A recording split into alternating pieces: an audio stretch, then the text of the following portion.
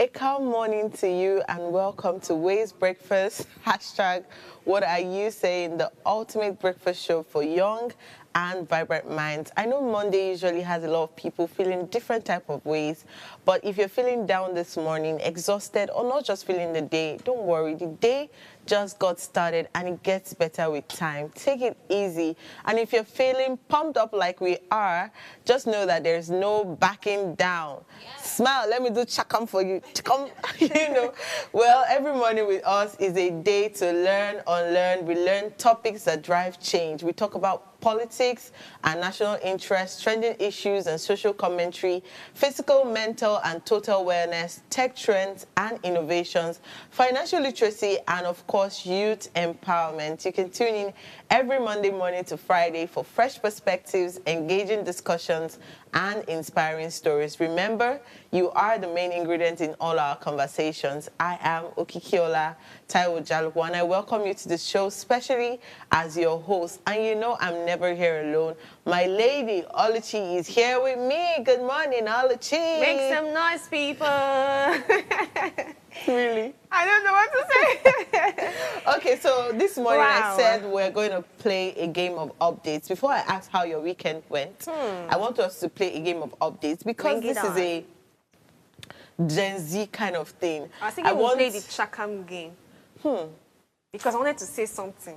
Okay, what do you want to say? You know that Chakam stuff where you say, oh, I love how ambitious you are. You're a TV Chakam, presenter. so that in future you not tell me that Why are you talking too much? So you So I don't just get screenshot your am. shoulder down the right. Exactly. Yes, but we have something very funny, and it's how the conventional bus stops or locations have now had new names. Okay. And we have one here. Shomolu is now called the Shomes. So if I tell you that I'm going to the Shomes, you already know where I'm going Conductor will so swear for you. And then Ayo Boy is now called New New Yobs. Yobs. So if I'm coming, I'm like, New Yobs, wow, so that you guys know that, you know. Interesting. I don't know if you have heard of any other Yes, one. now Yanapaja is now called Pajadelphia. I'll be highlighting at Pajadelphia, please. And Lakawe is called Lexington Heights. Oh, God. I Whoever wanna came up drop- with this. I want to drop at Lexington Heights. I don't know how you feel. And then if the doctor's like, they'll come, I'm like, please. Oshodi is giving me, what's this thing? This channel on GoTV. It says Oshodi is now Shotsville. Hidden Vale.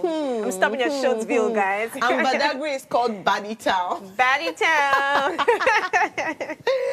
Okay, yes, this is not all we have, but this is just to tell you Pepanu is that dope. there are updates on how you should now call new places in Lagos. So if you're going somewhere and somebody's asking you, oh, where are you going to? You can say, well, I'm just going to the Gags. Do you know where the Gags are? No, it's a gay. I'm going to the domes. Domes, like Dopamine domes. But how was your weekend? My weekend was eventful. I think it was restful for me compared to other weekends. I was able to check most of my to-do list. I was watching a video where someone said that there's so much satisfaction that comes when you go through your to-do list and you can tick a number of them that you've done. It gives that, is it adrenaline rush of, I can do this, I can go again. And I think I want to implement it more in this coming month. Because sometimes I can be spontaneous, just do things based on the feelings and the vibe. But if I'm more calculated, I will achieve more and become more restful. So yeah, my weekend went well. How was yours?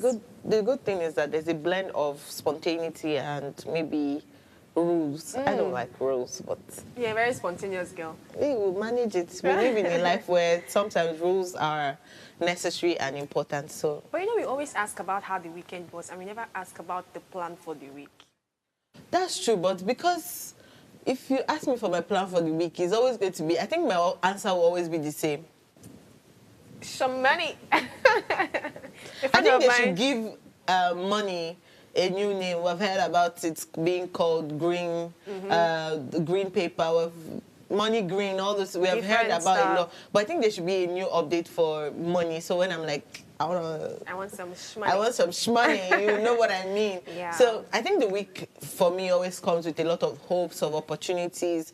I think it's always like over and over again. But the beautiful thing about the past or an experience is that you can relive it and it captures you know, it gets you excited or maybe thinking about a lot of things. But the future is always full of anxiety, My what sister, ifs, what so nots, true. and all of that stuff. So I think asking how the weekend went, it's a good one. It's a good My one. own weekend went great. I I chopped. can see that you're looking I so chop. glamorous. I I mean, chop. See my cheek. I chop. Well, that is basically how the weekend went for me, and I'm happy that I'm here again this Monday to discuss critical issues, always, always, always. But this one has been making waves in Nigeria's political landscape.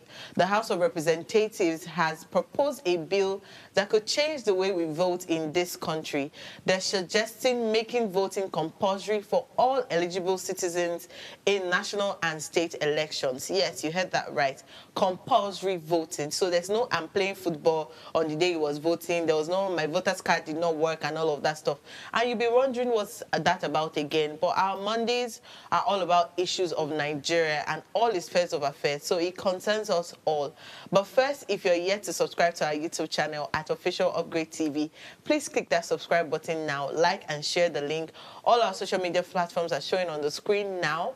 We would go on a break, and when we start off today's topic, you're going to hear what the hot topic is and what the intel of all of this conversation is. But we'll be right back with our headlines across the globe. Please stay tuned.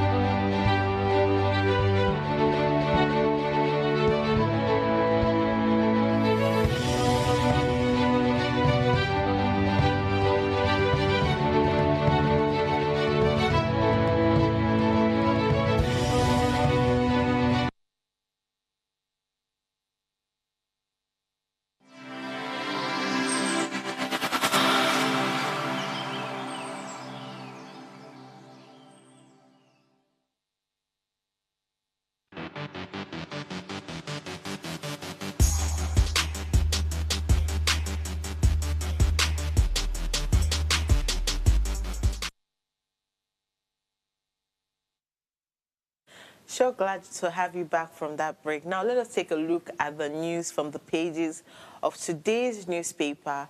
Today we have The Punch and, of course, The Guardian. We are not going international today. We're staying here in Nigeria. That is to say, nobody is jackpotting today. Anyway, starting off with The Punch newspaper, Oluchi will take us through that. absolutely. The Punch newspaper has the major headline, Screaming 2027 Coalition. Atiku camp offers Obi vice president role in one-term deal. Opposition leaders may dump SDP for ADC as new coalition platform. Federal government's electricity debt balloons by 800 billion naira, says Senate. Jackpot doctors drain devastates 12 states. Lagos probes casino workers' recruitment by Dangote refinery. Kwara governors urges calm after boat tragedy and claims 37 lives. Tinubu approves licenses for North Oil's project. Above that, we see resurgent attacks. Federal government Borno revamp anti-terror strategy. CBN slashes federal government loans by over 4 trillion naira.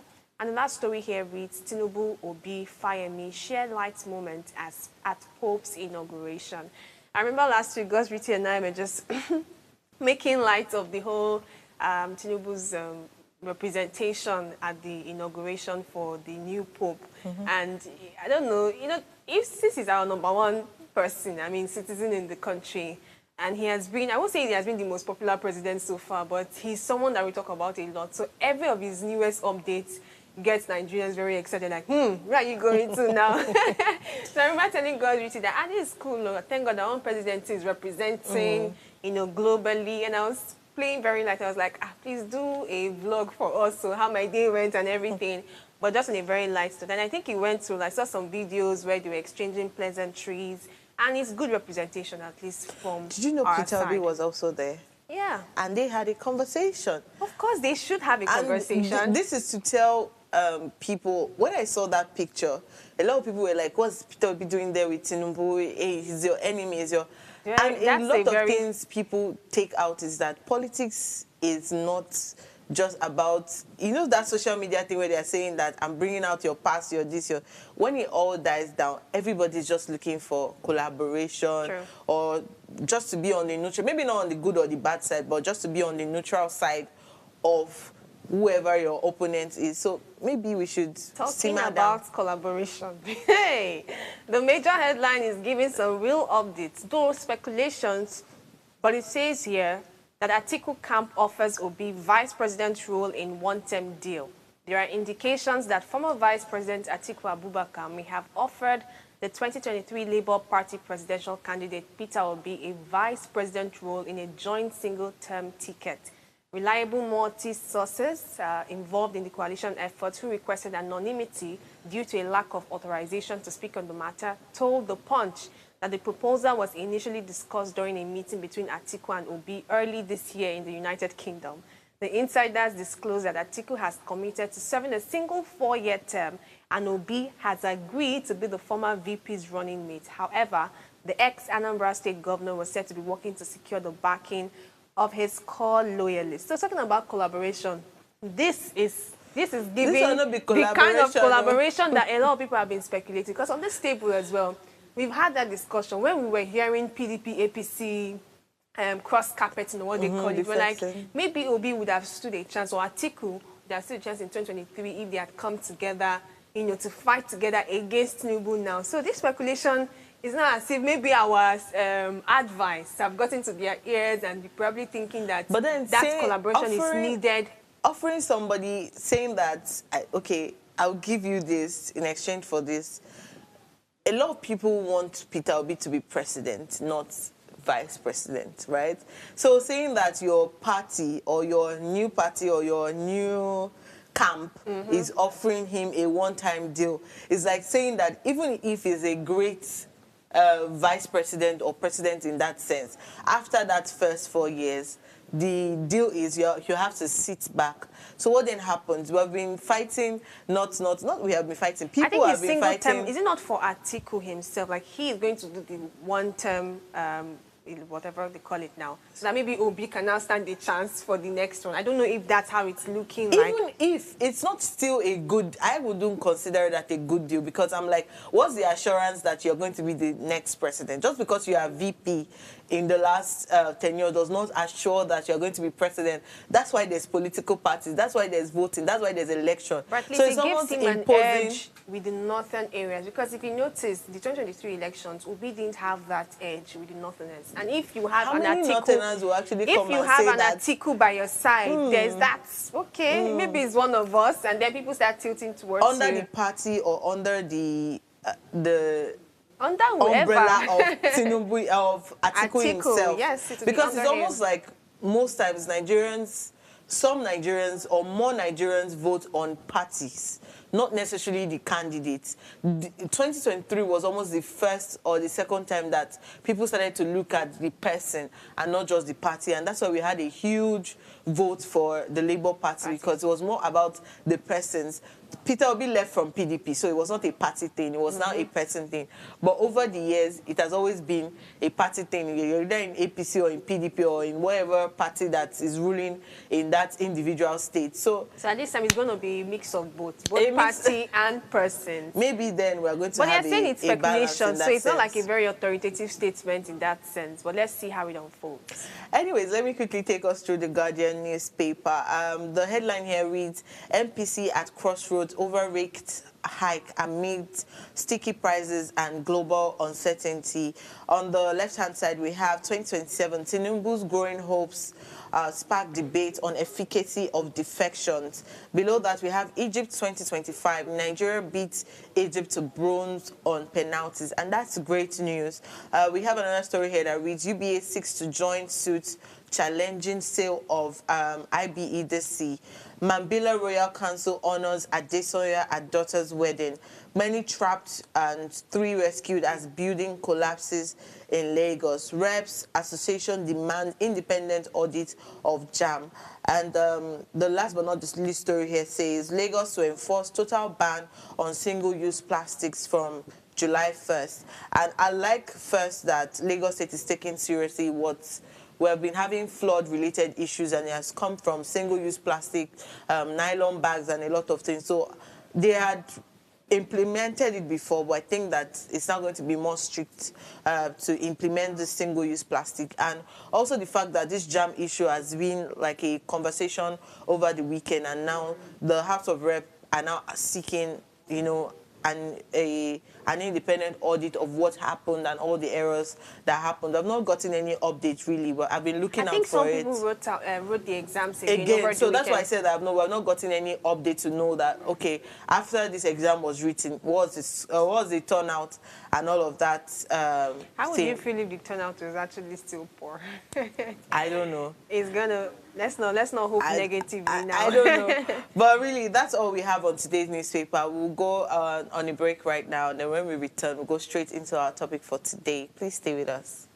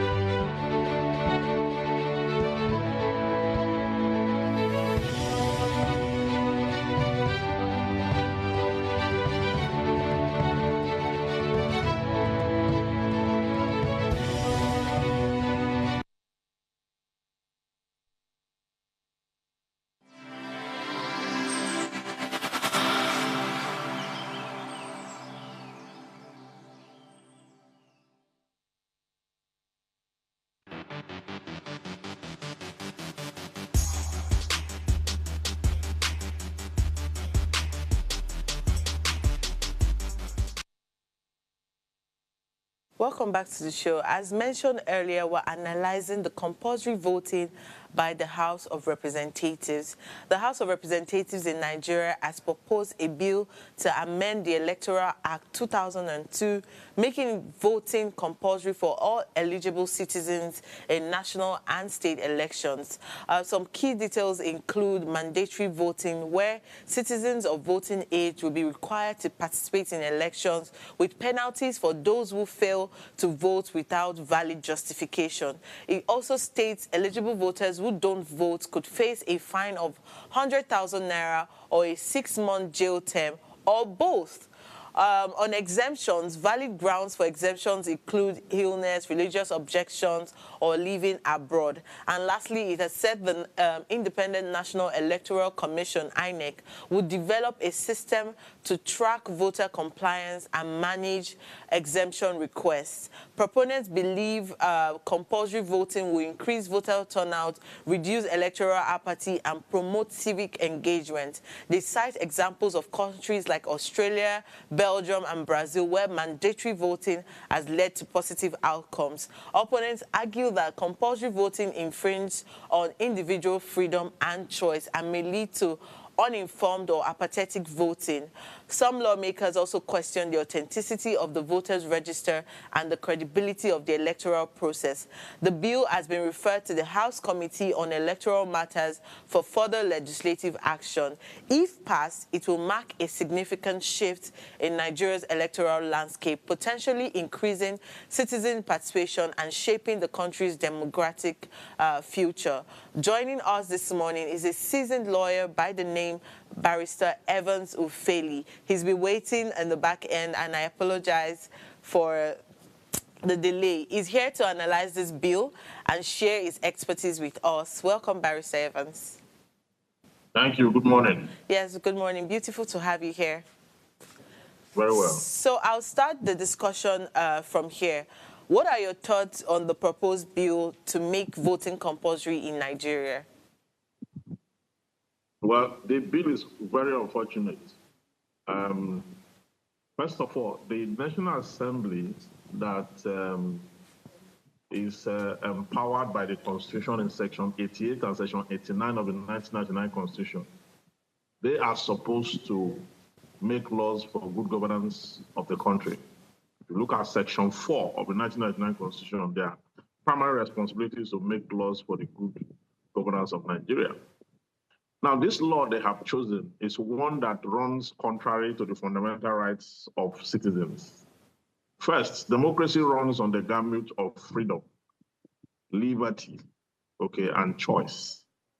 Okay, that is the basis of democracy.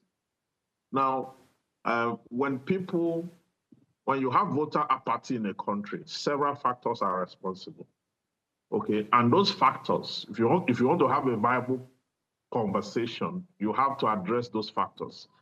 A lot of persons have given up on the political system. Okay, the country is not moving forward as we speak. So many persons are disenchanted. And so what you ought to do under such condition is not to create a penal law. It's not to create a penal law or to enact a penal law, but to look at how to address the issues surrounding the Electoral Act that is being amended now. So make voter apathy, to criminalize voter apathy. First, to look at the commission, INEC. INEC have reduced itself to just conducting election. That is not all their responsibility from the law. The law that set up INEC gave them responsibility for political education and political socialization. That role, they don't exploit. INEC have a department on public education. That department is defunct and fallow. They are not doing anything to sensitize the people, to let them know the importance of voting, to let them know the importance of exercising their civic responsibilities and the rest of that. You need to deploy a viable conversation in different languages to the grassroots on that. Very important. That is the point to start with. Now, INEC having failed in that responsibility, it is the responsibility of the National Assembly, therefore, to summon INEC to oversight INEC's duties and responsibilities and ask them why they have not been involved in grassroots mobilization, political education, and political socialization. So the National Assembly itself is even guilty and in breach of Section 88 and Section 89 of the 1999 Constitution to start with. What the public should do, therefore, is to institute an action in court, restraining first for an order of mandamus, mandating the National Assembly to oversight INEC. Then the second order that INEC must go and exercise its constitutional responsibility as spelled out in the law. These two institutions must first perform their functions before they turn against the public to make a penal law that will go to no issue. It is improper for you to force, coerce, threaten the general public to submit to participation when democracy itself runs on the basis of choice, liberty, and free will. So I think the National Assembly is getting it very wrong. I mean, they should be called to order. INEC is also getting it very wrong. They should be called to order. If you have to, because this is the same National Assembly that have not made one law to bring people out of poverty. So if you have not made any law to bring them out of poverty, and because people are largely poor and disenchanted, even when they come out to vote, they only come out to sell their votes, many of them. So the problem still lingers. We must address the issues of governance. The country that the proponents, I mean, I've listened to many of the proponents talking about several countries where it is made compulsory and all that. All the countries they mentioned were first world countries with viable GDP, capital income per head, good working condition, good minimum wage, welfare, social support system. Now you have none in Nigeria. The government isn't working, the government is clueless, it has no focus. Then you want to compel the citizens to partake at all costs, or they go serve jail time for six months or pay a fine of 100,000 naira. They forget that this law making, they will get to a point, there's a point in lawmaking process, what they call public hearing. And when they get to public hearing, that is when they're going to invite this same public that they're making law against to come and make their input. And that may lead to a breakdown of law and order. I know that Section 26 of the 1999 Constitution talks about citizens' engagement in civic responsibility, pay your tax, respect the country's national anthem, respect the ethos and ethics of the country, stay away from crime, do not do drugs, do not all that, engage in your civic responsibility. That is fine. I mean, we all do that. But to increase participation, you don't need a penal law to increase participation. What you need is to make the country livable, work on the economy, make laws to pull people out of poverty, let them have access to loan if they do business, let them have an enabling environment to thrive, let them have disposable income to take care of themselves, their children, and their families, let them live happy. Then if you have done that and they don't come out to vote, then you can impose any kind of penal law against them. But the way the country is currently constituted, such that the masses are an afterthought, you cannot force a horse to the river and force the horse to drink from that river. You can only force it to the river, you cannot force it to drink water. So that is what we should be aware of. Our elites do not know the pulse of the masses. They don't know how it feels to be an ordinary citizen in a country called Nigeria. They don't know how it feels. So they think that they can come up with any kind of legislation and then get away with it, that things are okay, and that the people will succumb to the pressure of lawmaking or threats of imprisonment. Nigerians are not scared of imprisonment any longer, because as long as government does not care whether they live or die, okay, the people are not scared of all that. So I think it's a wrong law in the first place. It is an insult to the general public. It is a law that is repugnant to natural justice, equity, and good conscience. Civic responsibility is a social imperative. We all know that. But it must come with some level of work. The National Assembly has not done its job. The INEC have not done its job. Okay? The last election we had, INEC insulted the masses, announced the result of the general election around 4 a.m. Okay?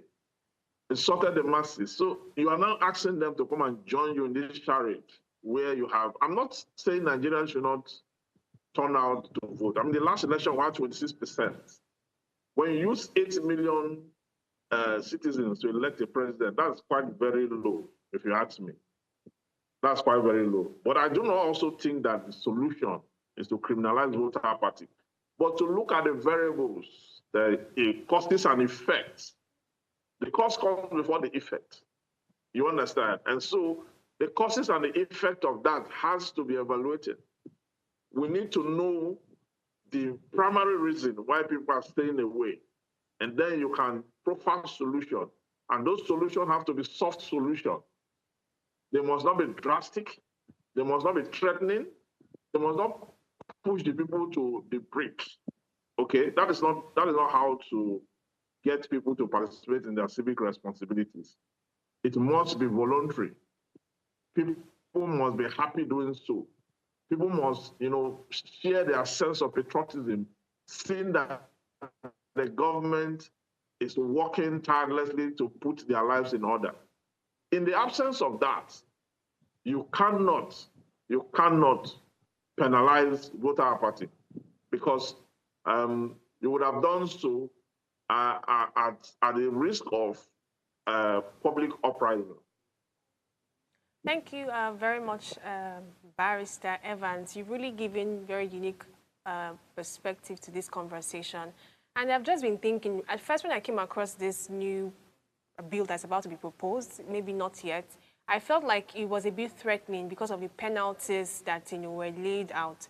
But then on other thoughts, or looking at it with another eye, I was thinking that probably it's a solution in that sense to really solve this voters' apathy that we have seen over time. You already gave the percentage of the turnout of the last election, which is quite ridiculous, and we've had this over time. So it means that there's a problem that needs to be fixed. And I know that there's bad governance and maybe not a very impressive means of governance. And maybe that's a major cause of apathy from the citizens themselves.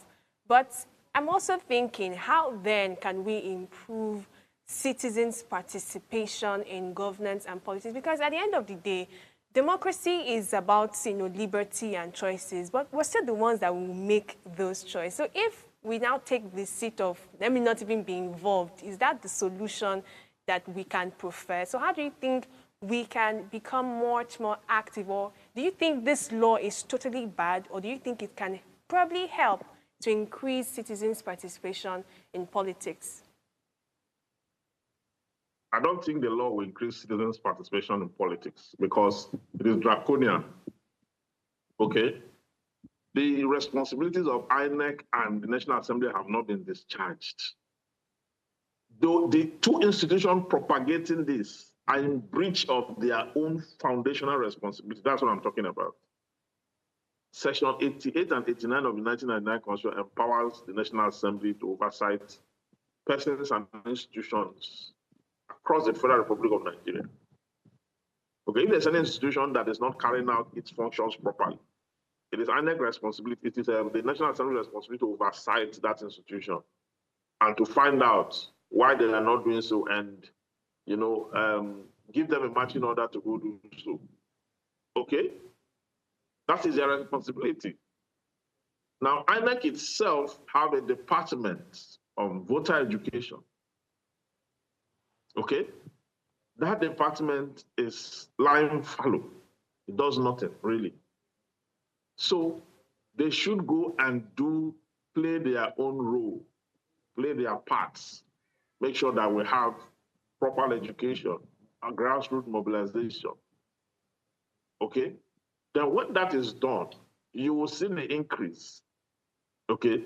In these countries where you are talking about the fact that you are going to have, they have a compulsory voting and the rest of that, they have a lot of exceptions put in there. And then when you come and say that you are going to have exceptions in Nigeria too, but people can stay away for religious ground, they can stay away because of illness and all those. This law will not work. The reason it will not work is the undertone that is draconian, that is forceful. Under a democratic dispensation, liberty, freedom, choice, and the voluntary issues that surround it is what defines democracy in the first place. Section 14, subsection 2 of the 1999 Constitution, sovereignty belongs to the people through which government derives its legitimacy. Now, the security and welfare of the people shall be the primary purpose of government. The primary purpose of government, which is their security and their welfare, you have not taken care of it. You are asking them now to come out and vote, that they must come out and vote. Can you even guarantee their security? Can you guarantee their welfare and security, which is the primary purpose of government? You have not put your house in order. You have not worked on security. You have not worked on the welfare of the people. Then you are dragging them to come and sit. They must vote, otherwise they'll go to prison. I want to sit down and watch how that law is going to work. How is it going to work? How's it going to work? So this is the fruit of the seed that the elites, the political elite, have sown in the country. They have to enjoy the fruit. And that is the apathy we have. Well, I know that if people come out more to vote, it will be difficult to rig. It's an advantage to us, okay? But for them that are largely not ready to do so, what do you do to make them to come out to vote? Is to look at the root causes. And one of the root causes, or the many root causes we have stated, and forcefulness is not one of the solutions, in my estimation. Forcefulness is not one of the solutions. So there are other ways to have people come out to vote. Maybe there are incentives. Incentive would mean you have, improved their welfare. Okay? You have improved on the economy. you have public health care. How about if people tell you that they are sick? What will you do? You take them to prison because they didn't come out to vote, and because they were sick, you put them in prison. Or they tell you, if they all tell you that they are religion for peace, what will you do? You will tell them that they are not of the religion, or you take them to prison. I mean, the House of Rep, with due respect to them, they are very confused, and they don't know how to prioritize legislation. What you need now is for the House of Rep to come put their heads together, make laws to take people out of poverty. That is what you need.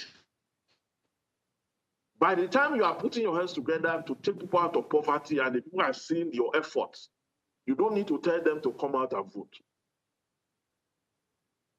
You don't need to tell them to come out and support the government. So you've not done the right thing, then you want the public to do the right thing. How is it going to work?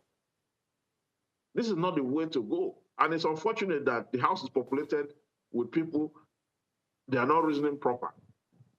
They are not looking at the social conduct. They are not looking at the kind of strategy they need to deploy.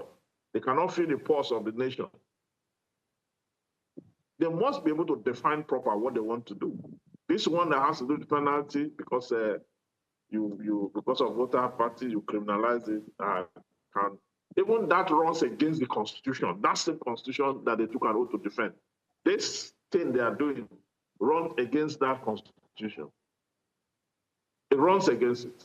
If you look at Chapter 4 of the Constitution on Fundamental Rights, you will see how the Constitution has spelled out the citizens' rights, okay?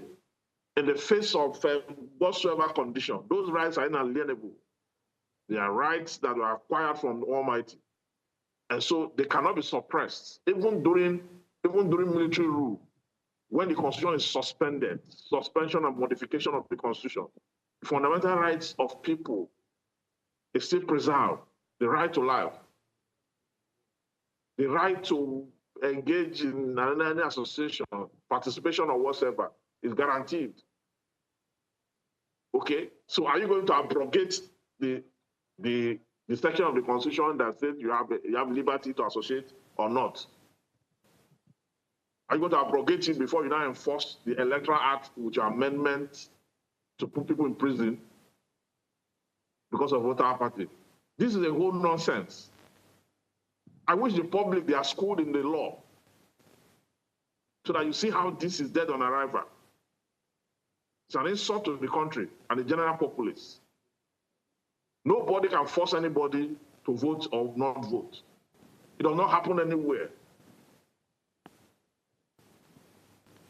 Thank you very much, Barrister Evans. It's almost like you're talking directly to the House of Representative members, and it almost seems like a lot of laws in Nigeria are being passed without the maybe the viewers or the citizens' things in mind, like, okay, what's going to happen to the citizens, what are the current issues, what are the real life situations, and not just talking from the forefront. But this is quite a conversation that it almost seems like if it's passed, it's going to have to stick. Nigerians will have to take it. But I would like you to answer that, maybe some exemptions that you like to see, just in case that this bill is passed regardless. But we'll have to go on a quick break right now, and then when we return, we'll love to hear more from you. Please stay with us.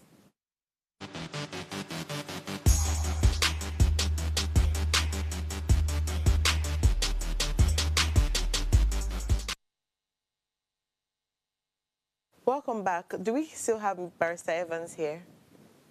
Very well. Okay, so I would love to know, you have mentioned so many things, from the problems to the solutions to an overview of what the issue is, from the National Assembly to the House of Representative member and even the government as a whole. But I would like to know, we know that either way, whether we have spoken about it, we have discussed it, their recommendations or not, sometimes what they have in mind is what they have in mind. And this bill has passed second reading and has gone to the House Committee of Electoral Body. So just in case that this bill gets passed, what exemptions do you think, or that's if you have any, do you think should be included in this compulsory voting bill?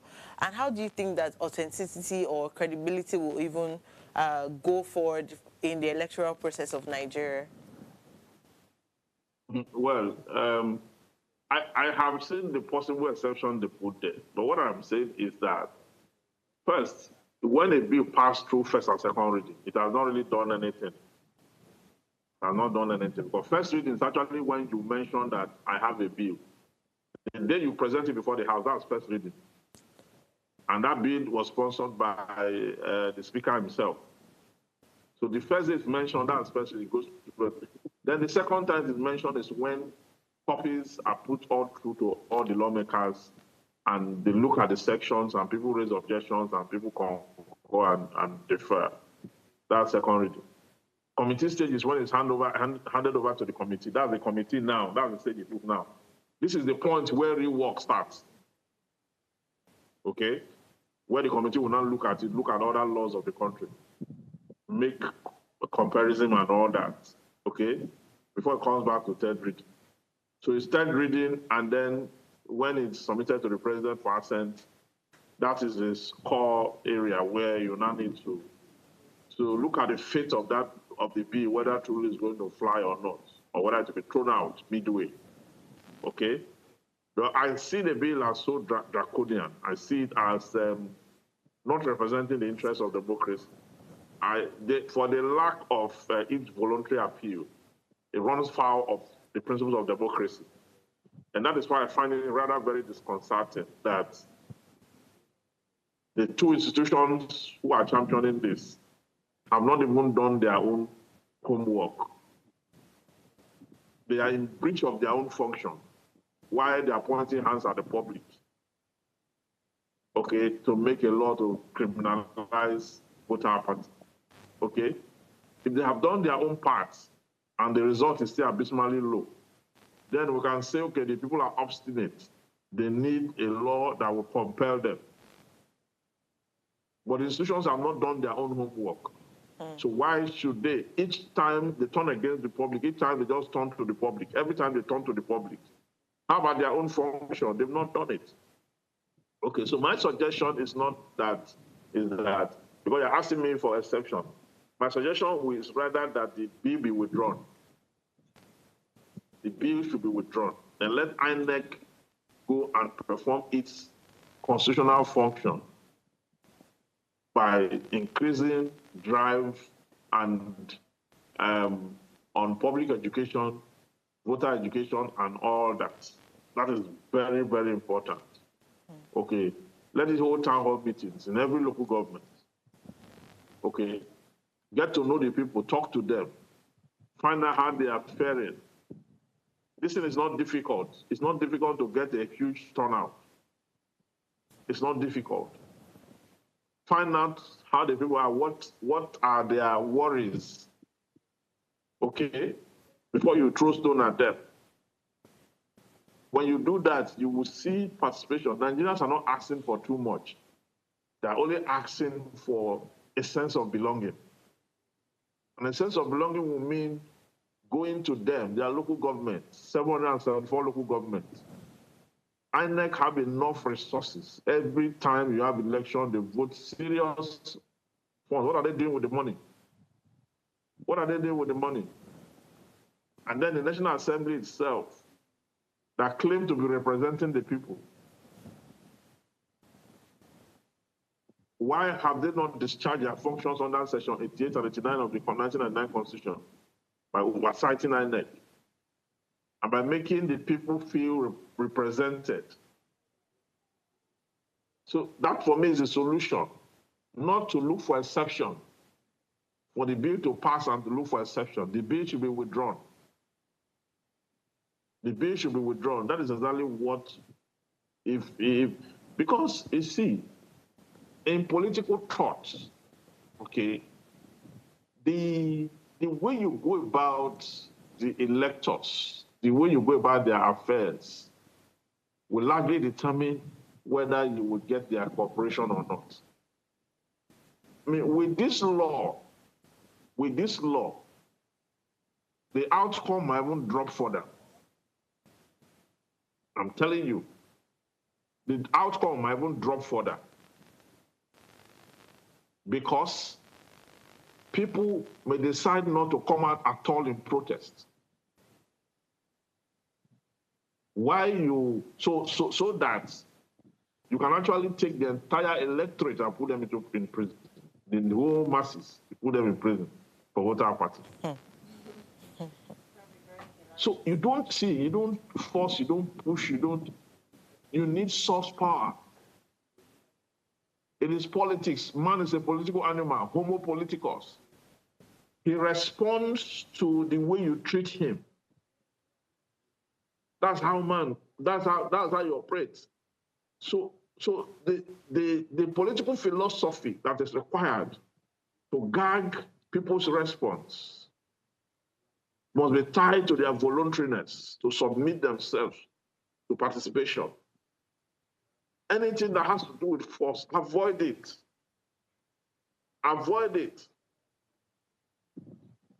Because when the uprising will come, it will not matter any longer whether there's a National Assembly or not,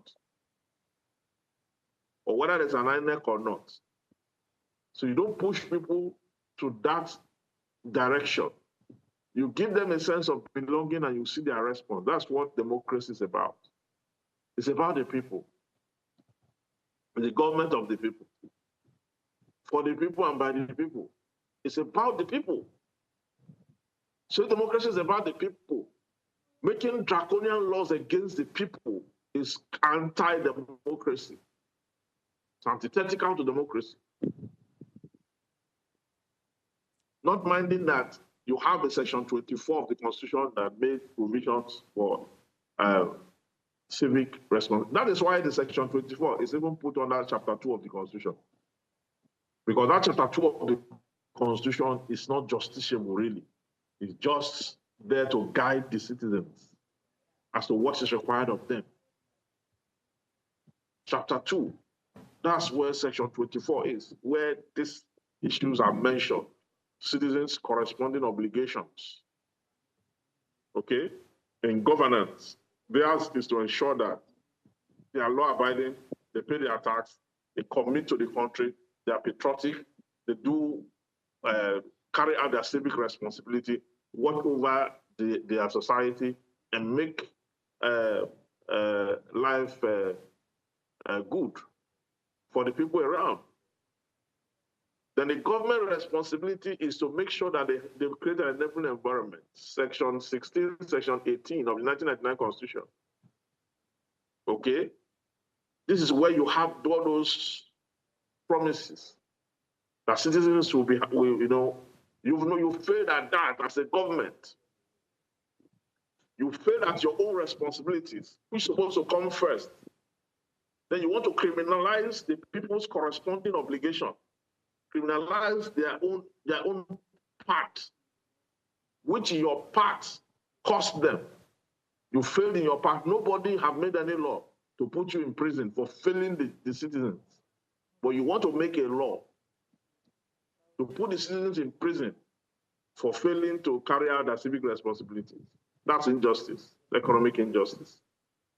So I don't know that you get what I'm saying. So it is on the basis of this that I approach the text, okay?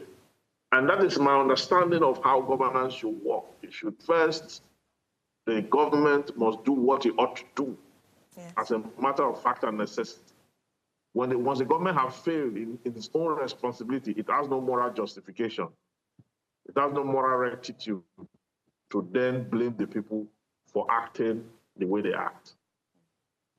All right, thank you, Barrister Evans. I know you've mentioned a lot about voters' education being the primary responsibility of INEC, and I think based on some things that have been happening so far, we can say that they've failed in that responsibility. And we're about wrapping up the show, but I want to ask if there are other parastatals and organizations that can take up this responsibility as well as regards voters' education.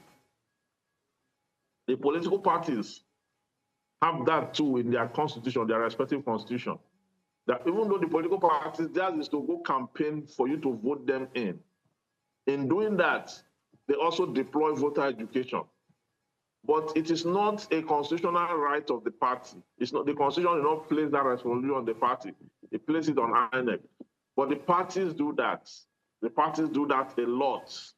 They go around, they educate the people, they do all what they ought to do for them to get the people's votes, which is value driven for them. Okay? But the job of INEC itself, that should tell the people what government represents and how government intends to do what they ought to do by law, is they have failed at that. The political party will keep doing theirs. I mean, sometimes the political party go and soil the whole thing by buying votes. Okay? Because the people are not well schooled by INEC itself, I will tell them, stay away from that. It's an offense. That, you see, during the last election, because I monitored the last election, I was doing analysis on TV too. A journalist went to interview the voters, and there's this particular man that was interviewed on air. He was so angry and bitter, and the journalist was asking him why he's this angry and bitter and all that. He said he's angry because when he was going to vote, they promised him 20,000, and that they gave him 10,000 naira a day before. Now, after he voted for the particular political party, they have refused to give him his balance. He was saying it on national TV. He does not even know that it's a crime under the Electoral Act. And it's punishable, Section 26 of the Electoral Act. And that is punishable by law. You see what I'm saying? Lack of voter education. He thinks he can vent that right. He thinks he can even enforce it. He thinks he can even go to court, take the political party to court to say they paid him 10,000, they refused to pay him the balance. He doesn't know that he's a criminal. Now he ought to be in prison. The same 6 months in prison. Because he has admitted by on national TV, the electronic evidence is there. It's still on YouTube. Okay? So, and when you say you don't know, it does not mean anything in law. Ignorance is not an excuse. In fact, he's supposed to be speaking from prison. He's angry they did not give him the balance. The political party, well, because you see, even the 26% that come out to vote, even the 26% that come out to vote, because they are impoverished, by the kind of policy the country, the way the country is being governed, almost 60 to 70% of them sell their vote. 60 to 70% of them will sell their vote. And if care is not taken, even after selling their votes, the vote may still not count. And I could tell you there's technical glitch, or there's, and they will announce results in the night, like a coup, and the rest of that. And you do all that to people, and you see court. I mean, this is even, the National Assembly is being hypocritical.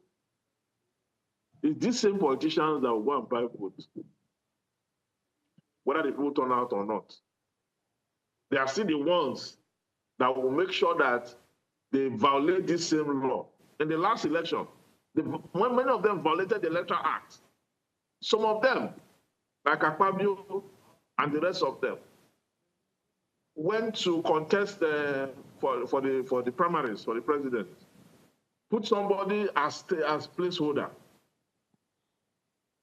lost at the polls, at the primaries, returned and took over their post without contesting election. Akpabio became the Senate president. He didn't contest that election. He didn't contest at all. He was compensated with Senate president. Ahmed Lawa, the same thing, former speaker, former Senate president, did not contest because all of them went for the primaries.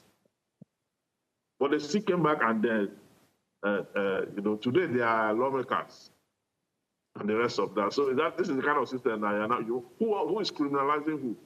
Who should go to prison in the real sense of it, in this conversation? Is it the public that should go to prison or these lawmakers?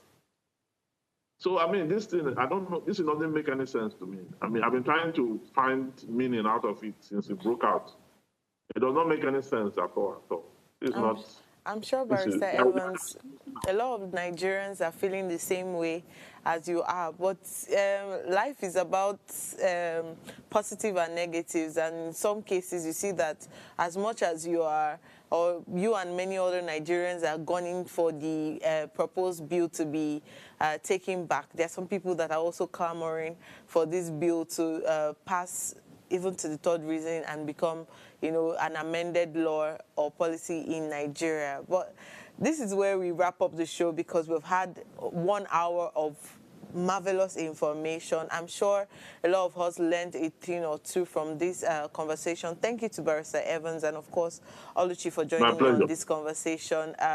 So please, viewers, ensure that you subscribe to our YouTube channel at Official Upgrade TV.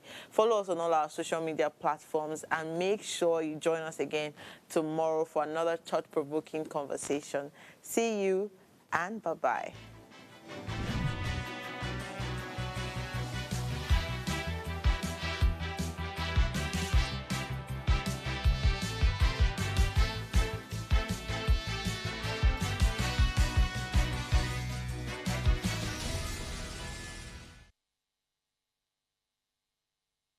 Hello, you. Yes, you. This is Usayome Sale from Ways Primetime.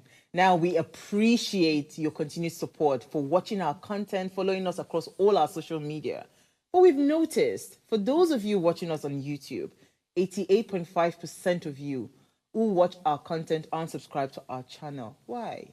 Now, if you are enjoying our content, you enjoy our shows, and you want to stay updated on all things Ways, it's time to hit that subscribe button below. Now, subscribing isn't just for you. It's for the growth of our channel. It helps us get bigger and better. With your support, we can continue to bring even more intriguing and exciting content. How about you subscribing right now and being a part of our community?